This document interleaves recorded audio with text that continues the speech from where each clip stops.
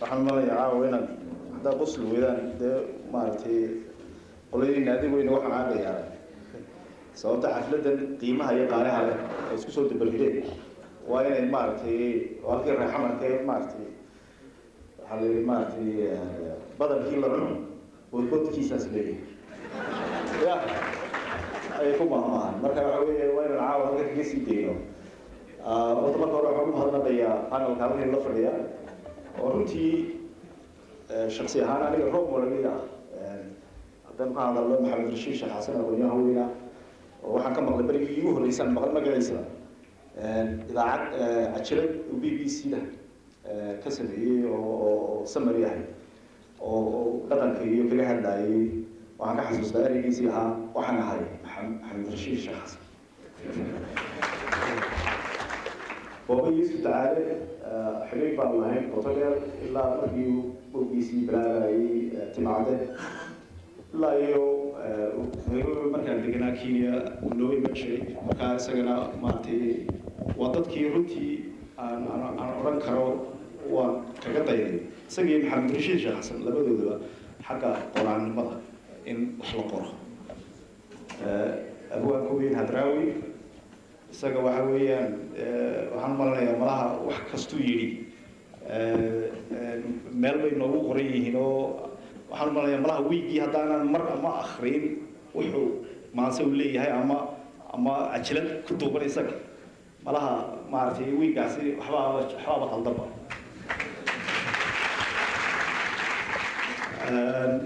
waxaa kaloo maxay ahayday yusuf shaacir baa halkaa fadhiyo isaguna abwaan ah weyn ah oo runtii aan maaragtay isagana maansooyinkiisa iyo gabayadiisa iyo sheekooyinkiisaba aan runtii aada uga helay markii ugu horreysaan maqlay maxamed cilmi oo ah maxay ahayday udubdhaxaadkii ayuu ka mid yahay maxamed cilmi raggii markii buugga la qoraayay fikradda abaabulay dabada iga wadi jiray waarba halkii halkaad baranaysa ya markaa isaga iyo waxaan u malayaa nin kale oo huruufo la yidhaahdo halka caawa joogo mooyaane oo isaga sheekooyinkii ugu badnaa ee aw xasan ka soo xigtay eesh qiyaasa inuu ninkaasina caawa ka joogo waxaan aada ugu mahadnaqayaa horta naadiga akhristayaasha hargeysa oo runtii aanu saaxiib noqonay maraan imid halkan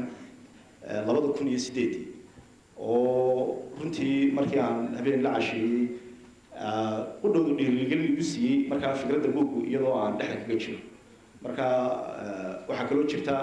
group ka mida naadiga akhristayaasha laftirkeedu oo bahda diiwaanka la yidhaahdo oo caawa halkan inala fadhiya inay yihiin raggii iga dhadhamin jiray sheekooyinka laftirkooda oo marka aan sheeko aanan hubin iyaga ayaa u diri jiro bahashaa soo sax markaasay odhan jireen ama taasi qosol beled ama taa inaga daa ama taasi ma fiicno lawaa loo baahanyay maadam ma wasaxsanay marka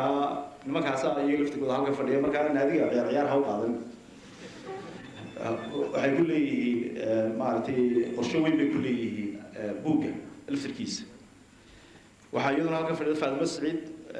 oo aad wada taqaanaan laftirkeeda oo iyaduna markii buugga wanqalkiisa way ka qayb qaadatay oo horey u socotay iyadu qaybteedii oo mar aan ingiriiska isku aragnay bay iyaduna birmingham aan kusoo bandhiginay buugga bay nala joogtay faadimo saciid iyadana aad baan u mahadinaya dhammaan dadkiina isugu yimid soo dhaweynta faraha badan leh iyo ammaanta runtii aanan u qalmin aada iyo aad baan idinku mahadnaqaya marka waxaan u malanayaa khudbad dheer geli maayo dadka qosol bay wada sugayaan qosolka laftirkiisa baynu toos u gelayna waxaan samayn doonaa markaan xoogaa wado ayaan hadraawi baa kelmadayna odhan doonaa soo dhex gelin doonaa si aan markaa u yar nasto haddana markaasa ku celinaya waay waxa aan ku bilaabayaa buugga badankiinu qaarkiin baa akhriyey qaarkiinna maydaan akhriyin si caawa dadku u wada qoslaan waxaan idiin sheegayaa caawa sheekooyin qaar ku jira buugga iyo kuwa soo socda laftirkooda si dadkii buugga akhriyey ee sheekooyinka wada maqlay dee aanay u caashisin laftirkooda oo iyagu laftirkooda deelkaha maaragtay dee ilkahooda u muuqdaan marka waan isu dheeli jiray oo sheeko buugga ku jirta iyo mid cusub sababtaa buugga inaad ogtihiin kala mooyee buuggii uu dhammaaday qaybtii labaad baan ku jirnaa second editionkii aan qoraya imika insha allah next sanadka soo socda ayaan jecelahay inuu soo baxo qaybtiisii labaad oo aan badin doonaa oo markaa inta buugga ku jirtaan 100 sheeko cusub haddana dusha kaga daray marka qaybtii processkiisii aan ku jirnaa waxaan ku sii daynayaa haddaba sheeko cusub oo iyadu ah kuwa aan buugga ku jirin oo ah sheekooyinka buugga aan maartay processka ku jiro kuwa aan qorayay markay maartay kusoo bixi doona qaybta labaad marka waxaan ka hadlaynaa topic tacliinta iyo tacliinta muhiimadeeda maadaama caawa aynu ka hadlayno buug la qoray wax akhris iyo aynu ka tacliin ka hadlayno waa wax iswada wato weeyaan marka nin ciyaartooy oo reer Burca in fact ninkii sheekada ku saabsaneed maalintii dhawaan barbara soo mariyay waa ku arkay ninkii markaan ku war sheekada waa la ii sheegay ku daraa buugga markaas uu ku daraa laakiin magacayga sheegay waxa tiraahdaa nin odayo reer Burca ah markaas ay waayay sameeyay marka sheekada waxay ahayd ninkan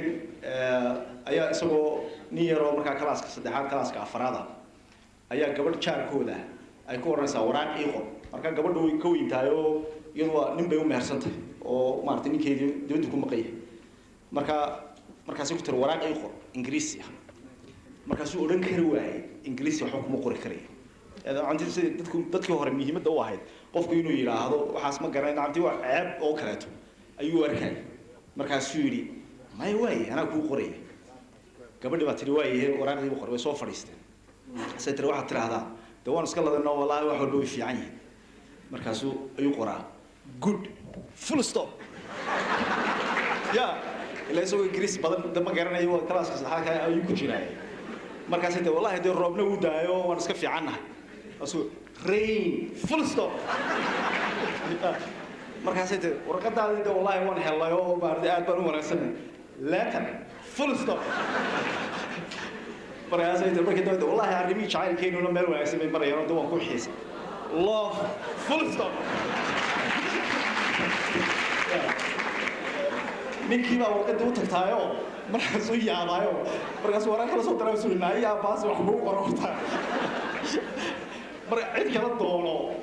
oo wax ku qorta de markaas ay gabadhii markay waraaqda hesho yaa loo keenayaa isla isagu ma loo keenaa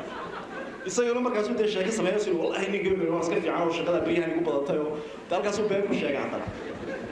barigii dambe wuxuu markuu ninkii soo degay markaas ka shafay marka sheekadan maadaama aan ku hadlaynay tacliinta ay muhiimadeedu ay leedahay antii qofkaasi haduu wax qori lahaa ama wax akhri lahaa dhibaatadaas muu gaaray markaan halkan ku soo socday ayaa waxaan ka fikiray topican tacliinta marka waxay ku soo dhacay gabay tacliinta ka hadlaaya laftirkeeda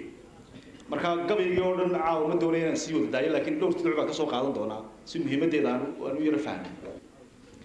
tacliintu waa tiirka nolosha iyo maanka turuqiisa godkii aakhirey kula tagi kuguna taageeri waa tu aan laga qaadi karin kaana tagi doon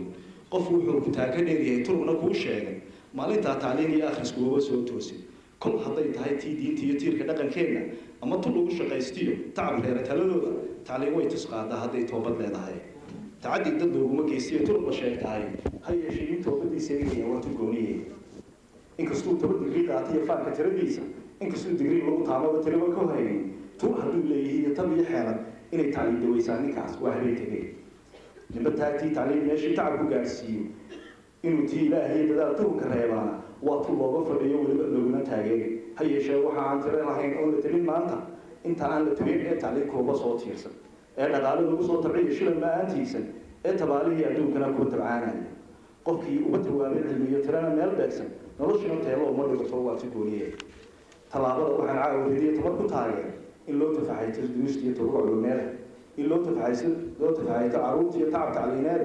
in loo tafaxayto quraanka iyo tamaradiineed in loo tafaxayto akhriiska iyo qalin taamleynta qof waliba intuu tamartii akhriyoteen iyo weligii toban iyo hadii jiro 7 turna uu haynin جامعات هذه أنا تقول حتى كبنا تاميني حتى بدعاء ويجيبوا كتير من الشيء وإلى الآخر كنت بعضه ترى بحسي الهم هو